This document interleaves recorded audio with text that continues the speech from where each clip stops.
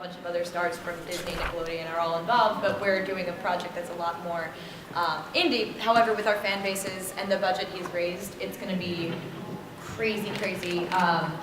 It'll be very successful, and it already is, and we're having a lot of excitement for the upcoming red carpet, which you guys are going to hear exclusive info about what the plot of the story that no one knows yet. And is that it?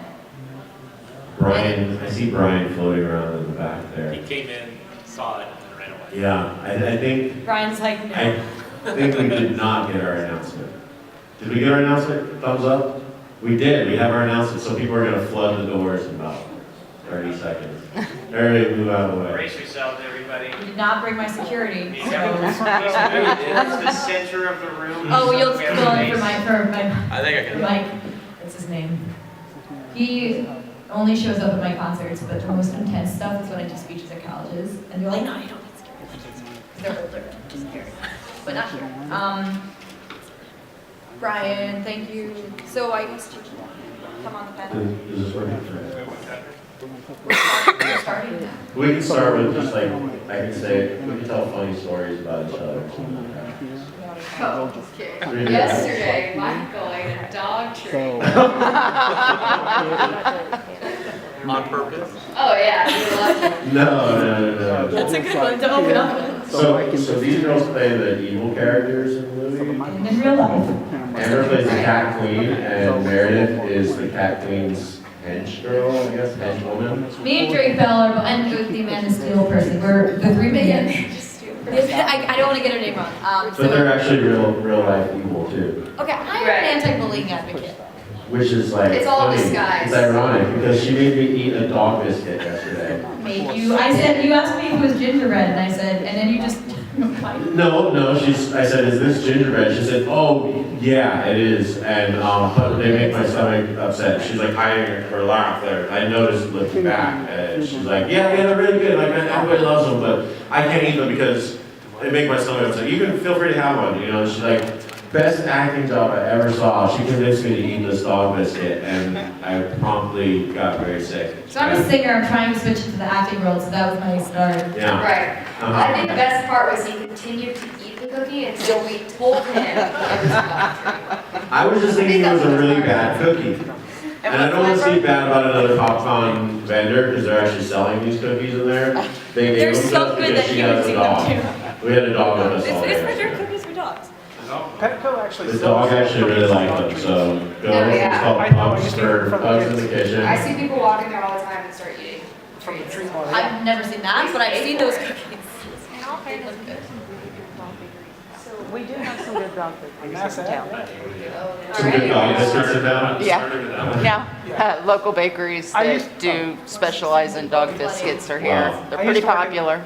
I used to work at Petco, and to mess with the kids, they had actual dog treat cookies and stale human cookies as dog treats. I would just take one and eat it, and the kids are like, But have you ever drank a blue Gatorade out of a Windex bottle? Out of Oh, a I've what? seen that. Blue Gatorade out of a Windex bottle. People think See, that you're. I grew up in the 80s on G.I. Joe That's fine. PSAs. I knew not to do that, so. You're a role model. Yellow for snow. children. And knowing these have to be Children that. are gonna see you. Sorry guys, that never happened. This is a hologram. Okay. So are we officially starting, or are we guys Yes. starting? Officially start. Okay. It's official. Hello, everyone. Welcome to the Bunny Bravo panel. My name is Brian Wyrick. I am an associate producer on Bunny Bravo. This is Jameson Raymond. Jameson and I created a comic book together. He's also a stand-up comedian and all sorts of other things, and he's going to be helping moderate the panel today. We have here with us Meredith O'Connor. Meredith is a pop star and celebrity anti-bullying ambassador to the UN. Next to her is Amber Frank, star Nickelodeon show The Haunted Hathaways and Netflix's Spirit Riding Free. And then way down there in the super cool glasses is Michael Simka, rock star producer of countless animated films. Super famous. You forgot that one. Yes, super famous. super duper. His films have starred folks like Ariana Grande, Miranda Cosgrove, Bella Thorne, and Drake Bell, as well as these two fine ladies. So we're here today to talk about animation, acting, crowdfunding, and really any other questions that you guys might have for the group. So yeah, do you guys want to kind of give any additional introductions, and then maybe Michael, if you could tell us a little bit about the film as well, that'd be fantastic. Yeah, so like you said, I'm an actress. I started acting about 11 years ago. I moved out to Los Angeles from Tampa, Florida to pursue that when I was 8. And then of course the writer's strike happened once I got to Los Angeles. So yeah, I was only supposed to be there for about 3 months, and I have been living there for 10 years now. Obviously I did not go back. It took me about 5 years until I really hit something big, and then I was super lucky to get on Mona Hathaways and shoot 50 episodes as a lead series regular on that. And since then I've done several films and gotten into animation, which is really cool, and I feel like I've gotten to, at a young age, conquer a lot of the different aspects of entertainment. And yeah, so it's been awesome, and now I'm working on a lot of animation. I do a cartoon on Netflix, like you saying, called Spirit Riding Free. It's based off of this older Spirit movie that Matt Damon voiced that was Oscar nominated about 20 years ago. And I'm the lead voice in that, which is, I've been doing that for 2 years, and it's been really awesome. And getting to do Mike's films has been really great, and yeah, I'm super excited to be talking about it and sharing some info. Yeah. So, Mike, I'll go. Okay.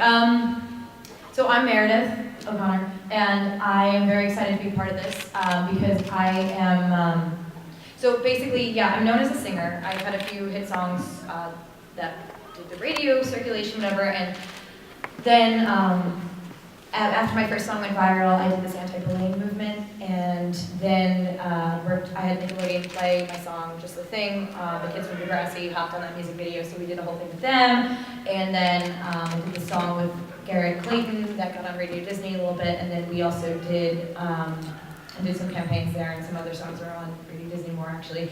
But recently, I was just signed as a celebrity youth ambassador for UN Planet 50/50, and I'm very excited to not only talk about that, but also talk about my involvement with Bunny Bravo. And the most exciting thing I think for me is my favorite part of my job is probably doing meet and greets where fans of mine will come up and talk about their experiences being bullied. And it reminds me why it's so important when you do have a following, like, to put a good message behind it. And I think Michael Simka does that a lot with his films.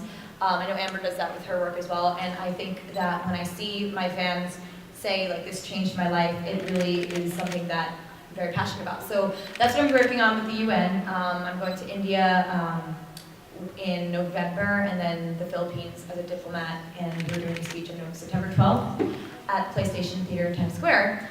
And I'm here, and that's my background. So so that's my life. There it is. Oh, my turn. Okay.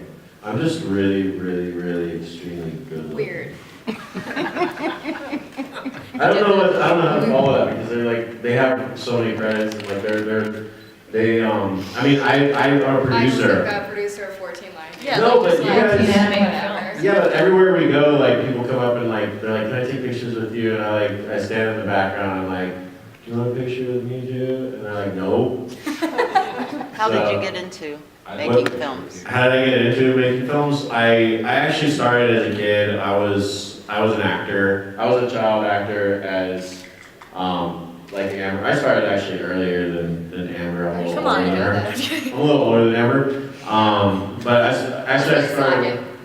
Really behind you. I started when I was like 3, and I was on. Your choice, obviously. Yeah, I told my mom, I was like, I just learned to talk, and I would like to be on TV, please. And so she took me to Hollywood. I got an agent, Harry Gold, and I was on the Bold and Beautiful soap opera because I love soap operas. At the Because age you of are 3. bold and beautiful. All right, exactly. They saw me, and they're like, you need to be on that show. It actually used to be called something else, and they changed it after Michael signed Yeah, up. it used to be called the kind of like. Kind of The aesthetically kind- It was like The the kind of aesthetically confident and the reasonably good looking. We changed it. They're like, let's just do this. But so I did that like all growing up, and I lived next door to Disneyland. So Disneyland was my backyard, and a single parent household. So Walt Disney was like, I thought of Walt Disney as like he was like this imposing figure, you know. And when my mom worked for Disneyland, I used to go there at least once a week.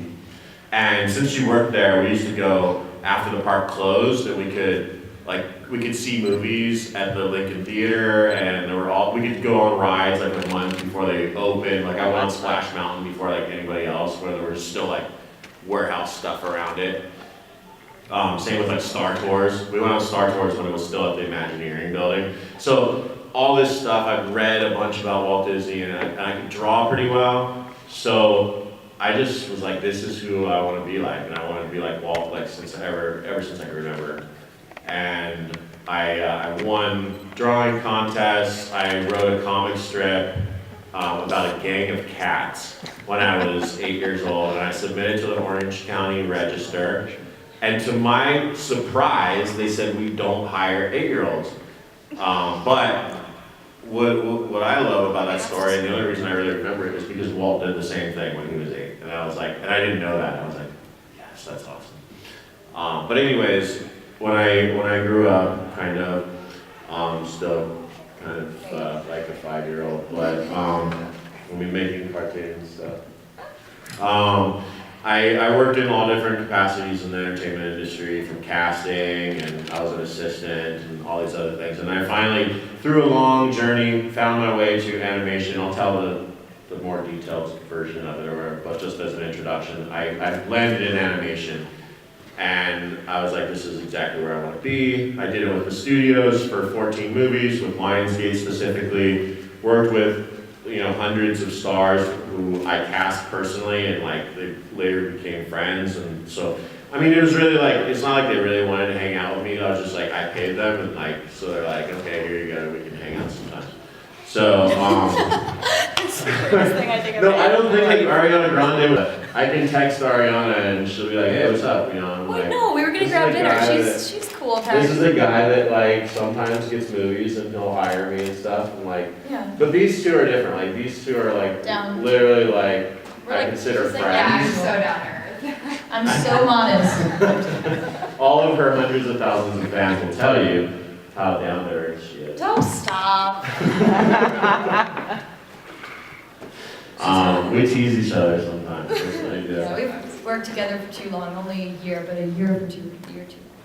A year. Was that me and some other people did a small cameo in this Lionsgate movie, but now we're doing something outside the studio. So we wanted to basically get involved with the people in Indiana, and because there's a lot of film going on here, they're going to be doing a lot of projects with Indiana, and tell you more about that. So, cool. Yeah.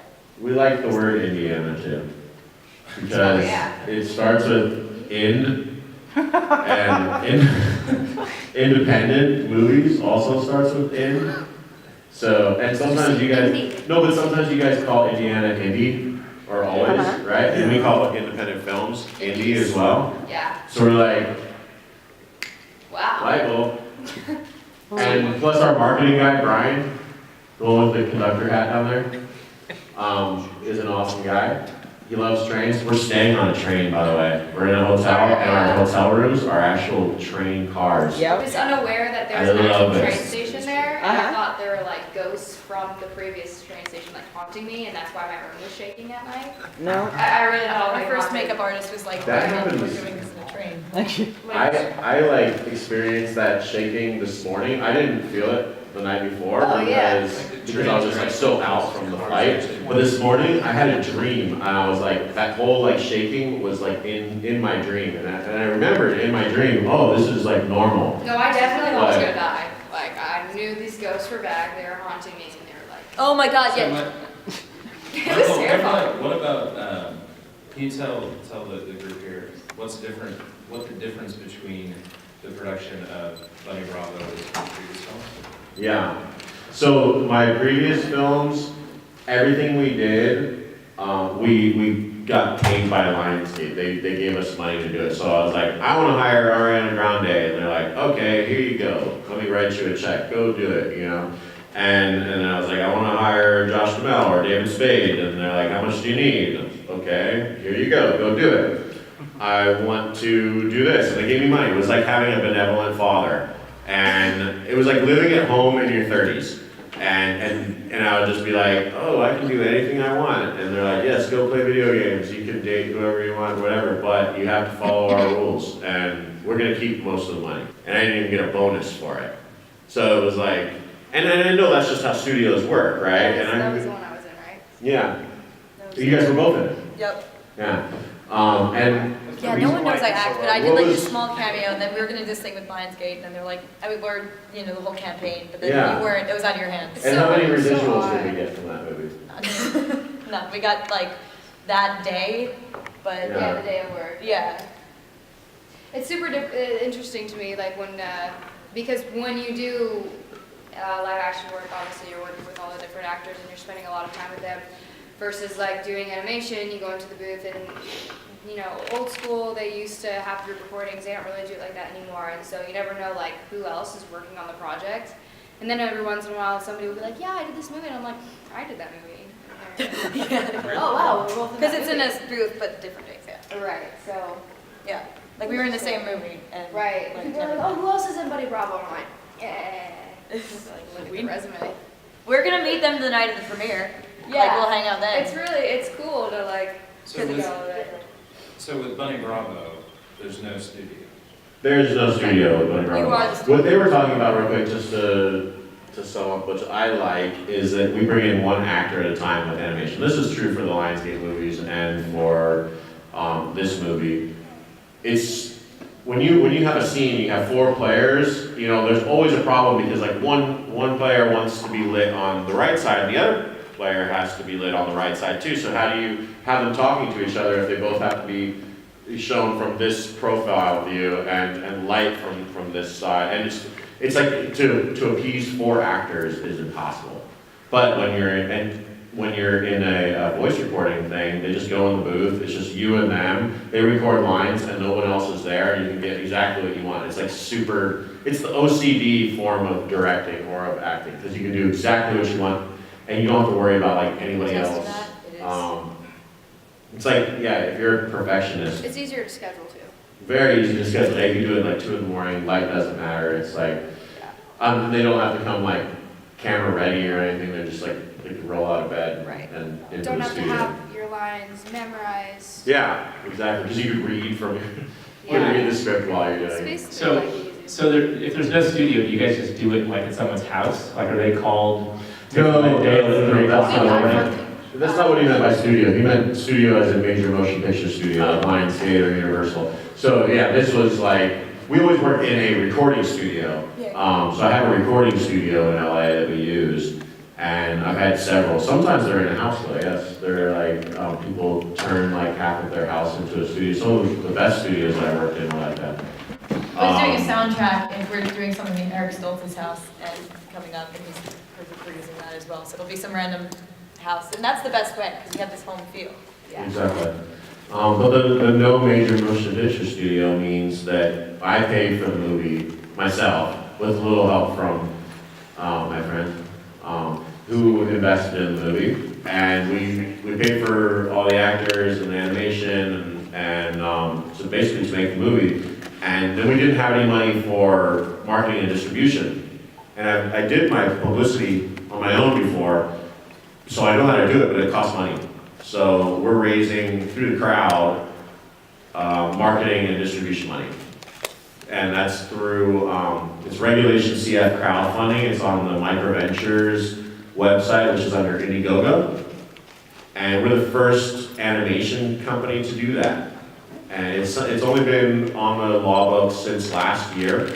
So this is unlike Kickstarter. Kickstarter is like you put money in and you just get a hat, or you get a shirt, or you get one of the products that they're selling. So in our case, it would be like a DVD of the movie. Whereas with Regulation CF crowdfunding, you're actually investing in the movie.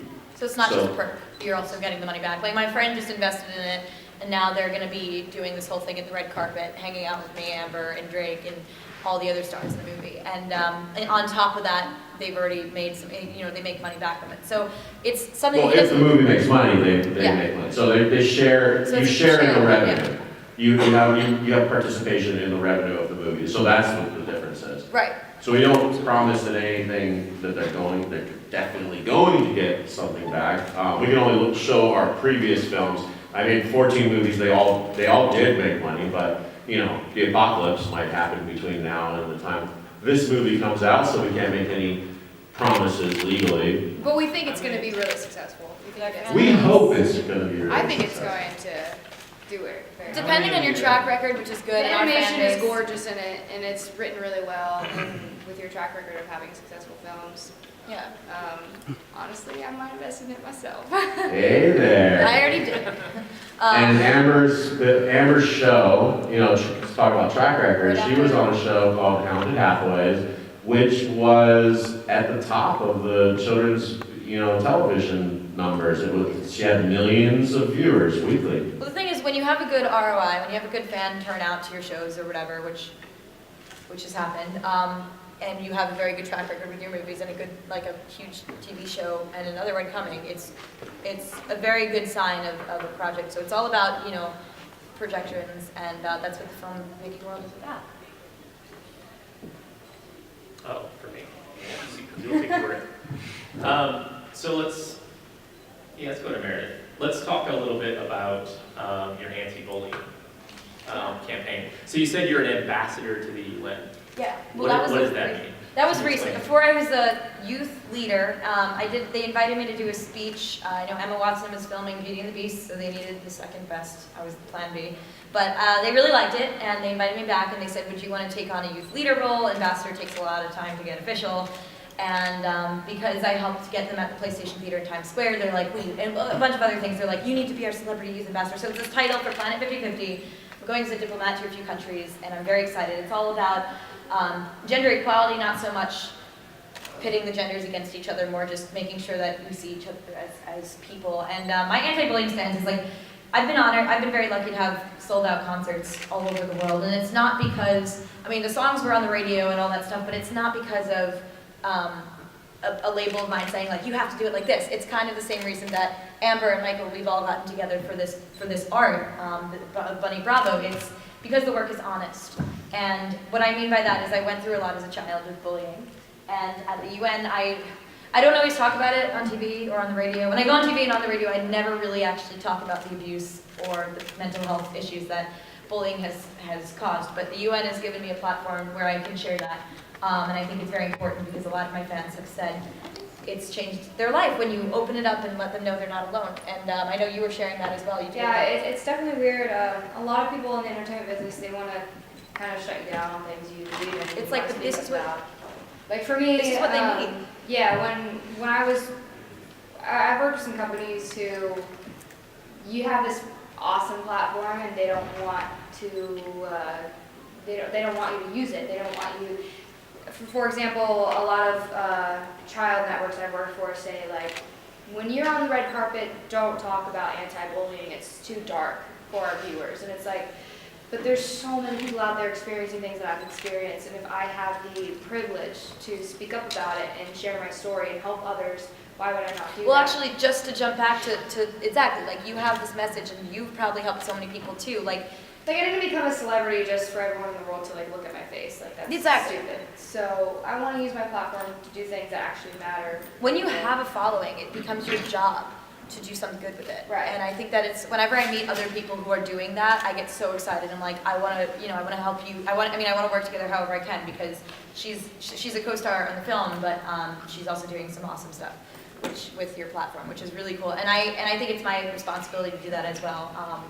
But to the anti-bullying thing, my first label, He Who Shall Not Be Named, just sharing stories of why independent media is important to me, and I now am with an executive producer, and I have a different team than I did before, but I was independent for a while. My first song went viral under a label that was rather big-ish, and then what happened is they were like, yeah, we're going to take all the money that you made from this hit song, is fine. But then when we went indie, it was my manager who said, I never told anyone that I was bullied, ever. I was physically assaulted like every day by kids at school. I was modeling when I was 14, and they said that I was ugly, not because it's true, but because, when people say something mean to you, someone bullies you, it's not because there's actually something wrong with you, it's because there's something wrong with them. So then people think oh man, they called me ugly, I must be this terrible person, which is what I thought. So I never told anyone. I finally tell my manager and like 15 people in the room I don't know at the time. I start crying, it's this whole thing. Rick's like, dude, you have to write a song about this. And we didn't have a label to answer to. This was a song that was never on the radio or anything, but we did get hundreds of thousands of people writing to me saying, it saved your life. And that turned into, and I hate to put a number on this, but in the industry, it reflected positively as far as numbers go.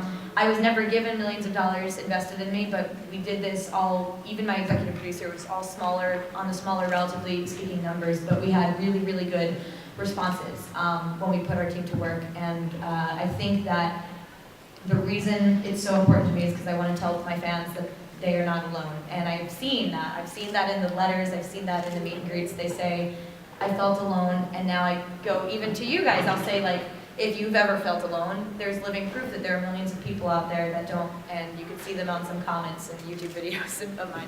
As young artists, have you, and coming up, have you experienced older artists that have been in the industry that have approached you concerning the platforms that you're on, or that you looked up to yourselves as young girls and looked up to celebrities and wanted to follow in their footsteps? So have, like, for example, have I been approached by someone I looked up to and been like disappointed, or like just gotten advice? No, just who admires the platform Yes. that you're bringing to the youth of today. Being such a me generation, you know, are they, you know, have you been approached by older celebrities? Taylor Swift, can't really say that, but, well, she did, she was in touch with my people, and without anything being confirmed, her team does admire what I'm doing.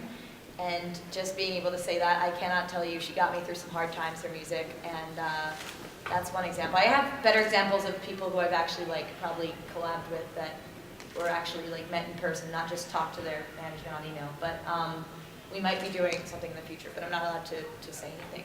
And then has there any artists that you admired as a youth? Taylor Swift, again, I mean, she is someone who, you know, I've met a lot of my peers at Disney and Nickelodeon who don't want to be there. They were either pushed into it, whatever.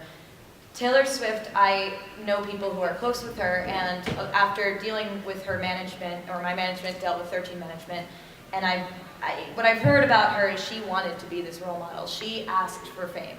And that's the people who should get it, the people who want to be role models. Because I think when you're a celebrity, when you do what we do, you have this power that I think you deserve to have if you're going to do good things with it, but it's very important that we shine a light on not just who's wearing what makeup or this or that, but you know what's going on in the world, because you know we all collectively, we individually may feel powerless, but when you all come together, I mean, look at what we've done with all these movements, and when people come together, 2012, I mean, trends make things happen. Ice Bucket Challenge, these are just examples of these things. My anti-bullying movement has caused a lot of other younger aspiring singers to do the same thing as me, and we've gotten reached out by a lot of them. And I think it's really good to see people see it working, so they start doing it. And it's not like it used to be where, but I was independent at the time, so now labels are seeing that. They're like, oh, let's do this whole anti-bullying thing. And I think that I know exactly what Amber's talking about, and I was very fortunate that I was independent at the time and able to do it like that. So that's kind of what Michael Simka is doing with Bunny Bravo as well. So Amber, tell us a little bit, like, what inspired you? How did you get into acting? So for me, it was like, I always just wanted to entertain people, whether it was like telling somebody jokes or, going and collecting like dead bugs and hiding them in my mom's office just to scare her and like recording it on like my dad's like camcorder or whatever.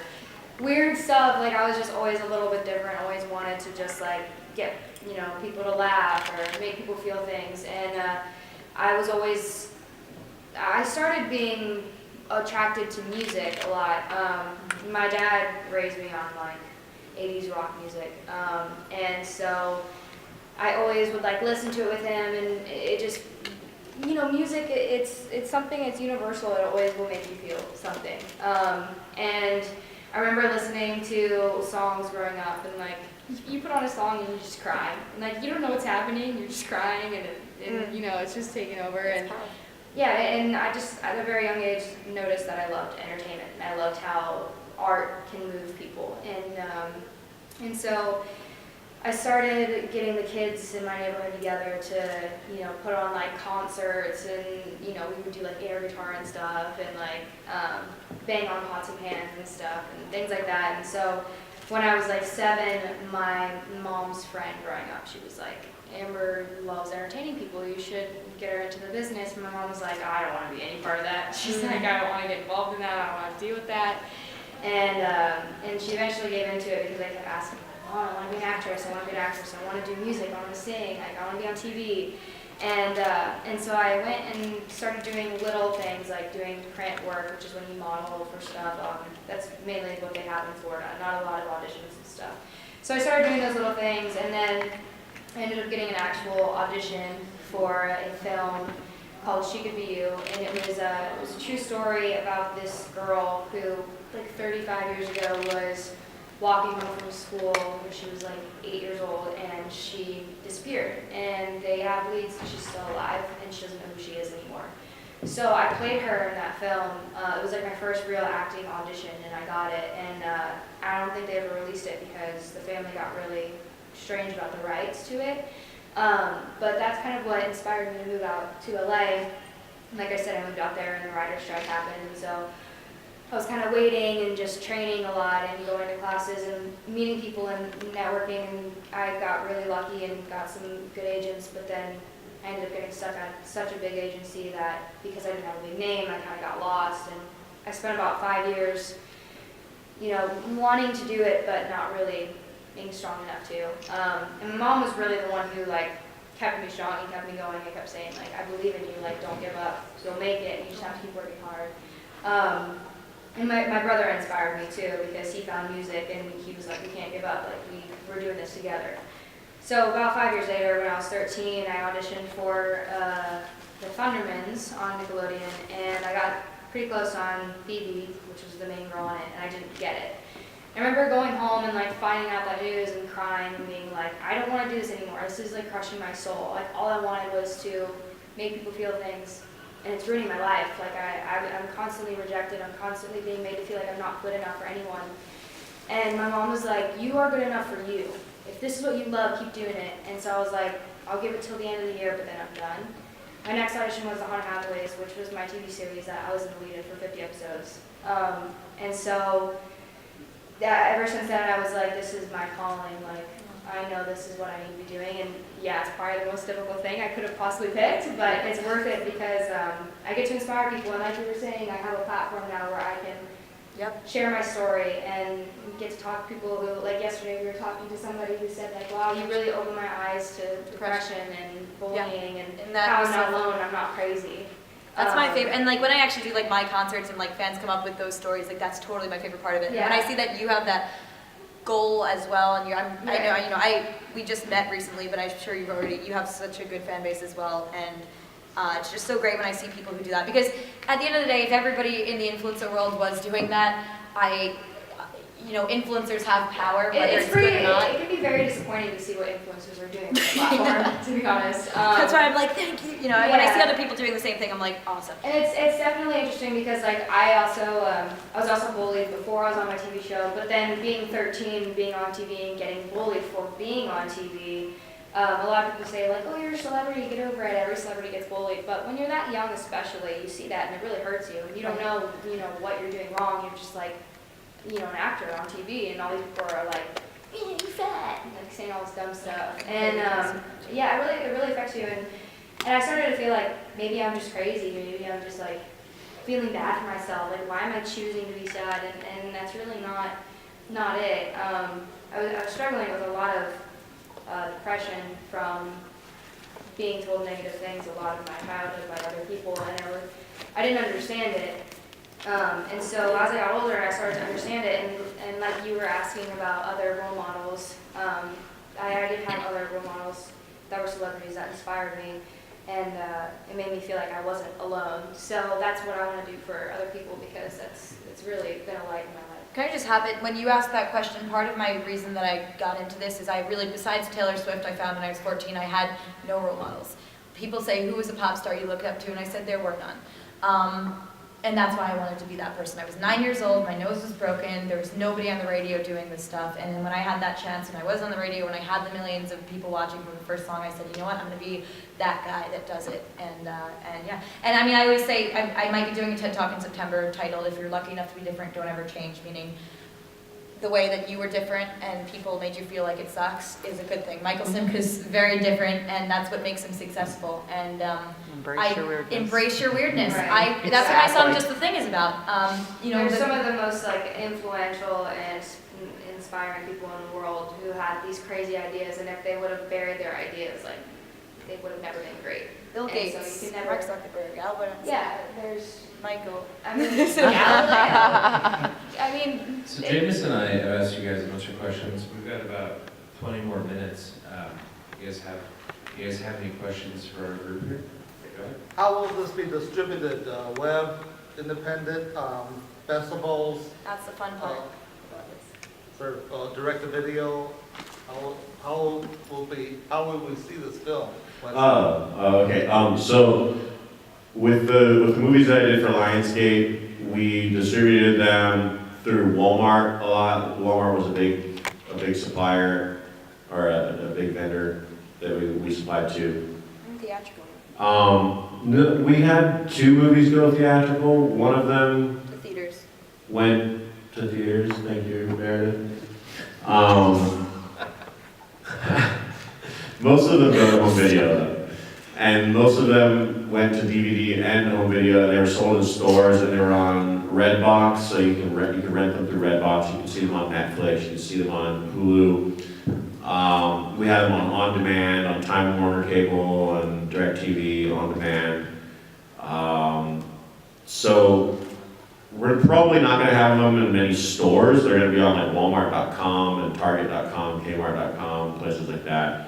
And then obviously iTunes and Amazon Prime, and all of their VOD and different platforms like that. But it's basically going to be home entertainment, and that's where 90% or 95% of my movies have been positioned. Although there were 2 that went to theaters. The fun thing about this is he's already raised over $240,000 from crowdfunding, which is not easy to do.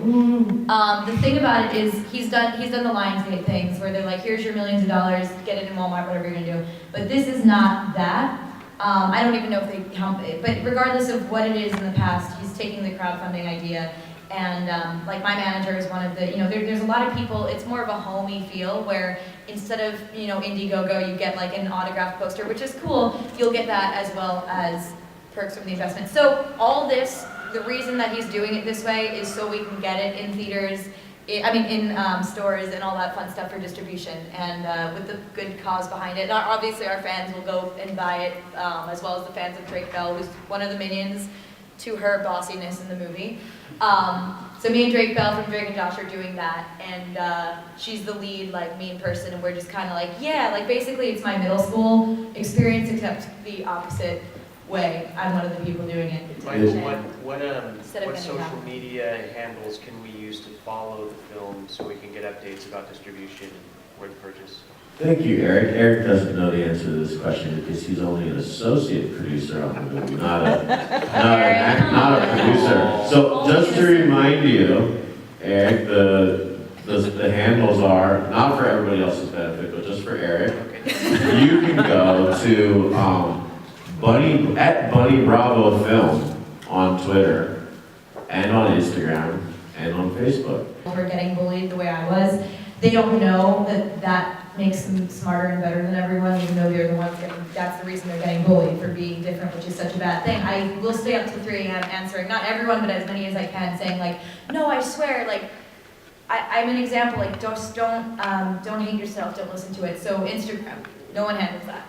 That was a really long answer for your question. Thank you. I know you wanted to know my handle, you could have just asked me this morning at breakfast. Yeah.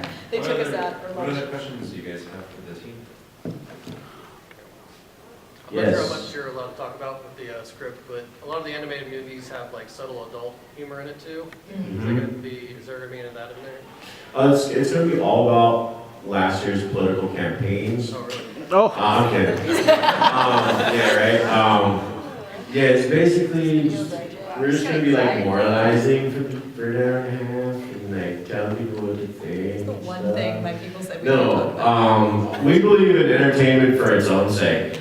Like, I hate when movies beat people over the head with like messages, and I hate when they try to be like, oh, we're cool, we're gonna have these like pop culture references and say things that are off color and whatnot. Like, who goes to see a cartoon that, like, I'm not trying to watch like Training Day or like a Judd Apatow type thing. Not to say that I didn't like Sausage Party, it was okay, you know, but that's definitely not what we do. You know, it was like, okay, that's an awesome gimmick you just did.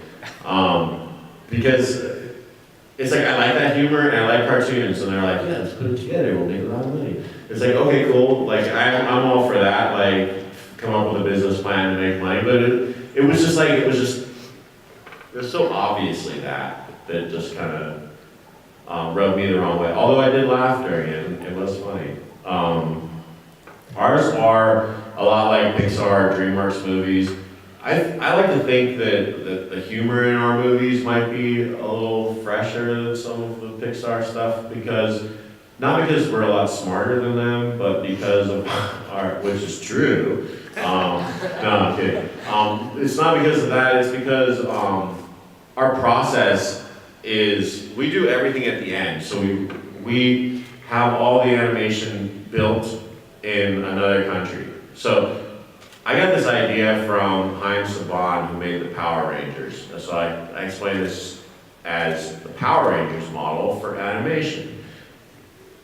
Haim went to Japan and he bought a TV series which they were trying like hell to sell to America in the late 80s. First he tried to buy Ultraman, and the Ultraman guy went, you will not buy Ultraman, no, it's very good, no. So you're gonna buy this other one that nobody knows what it is, Power Rangers. No one knew what the hell Power Rangers was. And I don't even think it was called Power Rangers at first. So Haim bought it, and he came back and he's like, I'm gonna put this out there, but at the time no one was watching like anime or like reading manga or anything like that. So he was like, I have to make this into an American thing. So he cut out all the footage with Japanese actors where you see their faces, and he just kept the ones with the helmets. And he hired 5 kids that look American.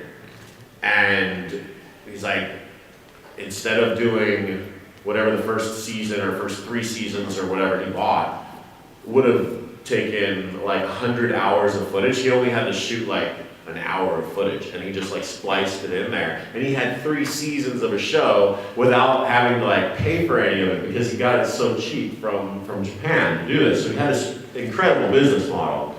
And then he put in new music, he started publicizing it, he made toys around it, and he just made it into this thing. And like to this day, I asked my little brother, like, what was your favorite show growing up? He's like, the Power Rangers. And I was like, did you know that was originally a Japanese show? And it's not like it was remade, it's the actual show. And they don't know that, right? So what I did, I was like, if they could do this with a live action show, sure as hell can do this with an animated show, because you're not seeing any of the foreign actors. So I buy these movies from India, Japan, China, Russia, Spain, Argentina. These are all places that I've bought movies before. For Lionsgate, now on our own. South Korea. We buy these, and then I chop them up into a million little pieces, and I put them together like a puzzle. Again, I put scenes from the end, I put it at the beginning. Because foreign movies don't work like American movies. They're like, you start a foreign movie, and it's like, okay, it's about this, you know, I don't know, like he wants to like have honor in the family, and like he has to like establish this, and it moves really slow, and the music is like I have a problem watching foreign movies in general. I think most people do in America. They're just like, they seem boring, and they might be great on their own. 2 people who live in those countries, they work really well, but I don't think they work very well for American audiences. So I have to take all those scenes, which all look really nice. The characters are very cute, right? This is Bunny Bravo here, and Kat. So this character is played by Kat McNamara, the star of Shadowhunters. And this character is played by Greg Sulkin, the star of the new Marvel show Runaways. Yeah, we will be at, the Amber and Meredith and Michael will be at the Bunny Bravos table. We are at 10:20, right, Eric? No, correct. Yes, For free. that's correct. Yes, Which is fun. Yeah, we'll actually pay you to sign our autograph. So that is in Artist Alley in 1020. It's different than the program guide. We moved today, and they will also be here tomorrow, so if you'd like to meet the team. Meredith will rap for you, and Amber My does label won't magic be out in show. real life, so I'm No. going to wrap. Thank you so much, everyone. Thank you. Thanks, guys.